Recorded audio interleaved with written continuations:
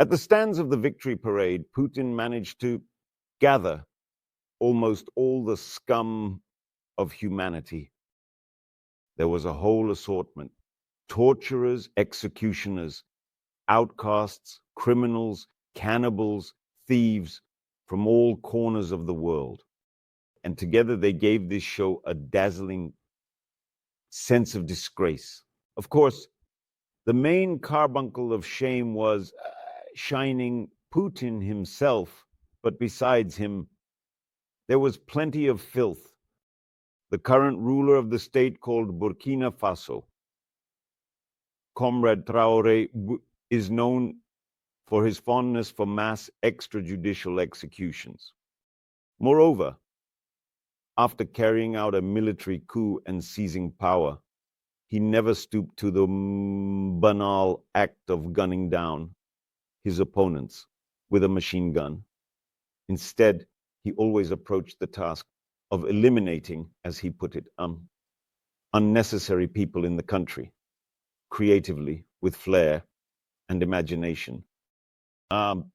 He had experience as an excavator operator, and he put that experience to use in a rather interesting way. He liked to personally sit at the controls of the excavator, hook the bucket under the lower jaw of a tightly bound person, and with a single jerk of the bucket, tear off the head to the enthusiastic applause of his admirers.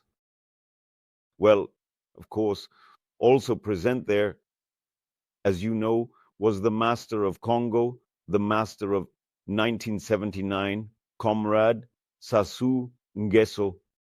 He too was an inventor of unconventional methods for exterminating entire families.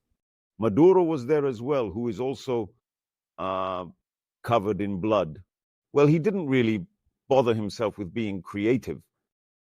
But in addition to all that, he is considered the world's largest drug trafficker and is internationally wanted, specifically as a drug trafficker.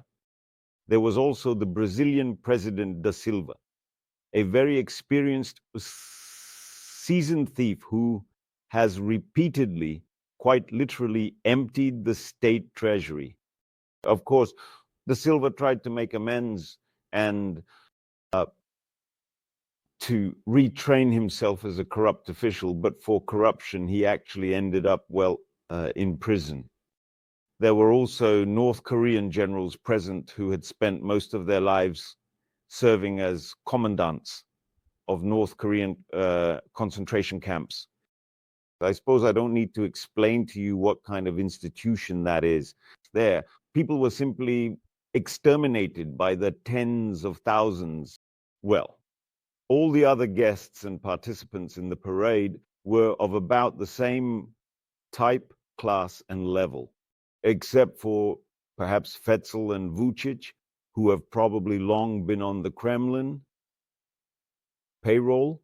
Fetzel is probably listed there as a hairdresser with a salary of 5,000, and Vucic as a floor polisher, probably, with the same pay. And as for the stands, yes, there's really no point in even mentioning the other guests separately.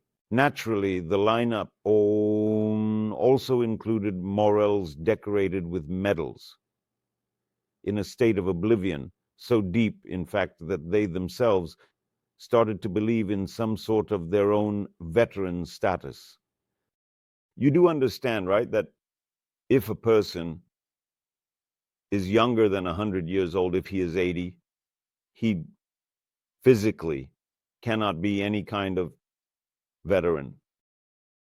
Well, the rest was all familiar, a mess with a mix of distinguished gays, singers, and prostitutes, especially tanned under the Dubai sun. Everyone was satisfied. The Cuban, for his participation in the parade, made off with the billion that was gifted to him. In other words, absolutely no one was just sitting on the stands for nothing.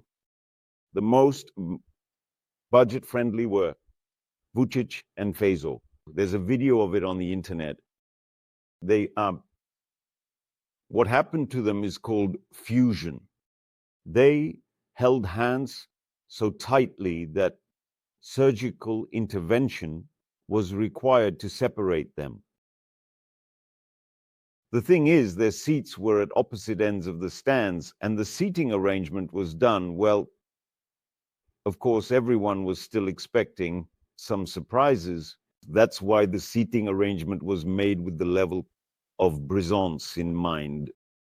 The thing is, if the plump ones are gathered in one place, they can, with their mass, better absorb the spread of the blast wave and shrapnel.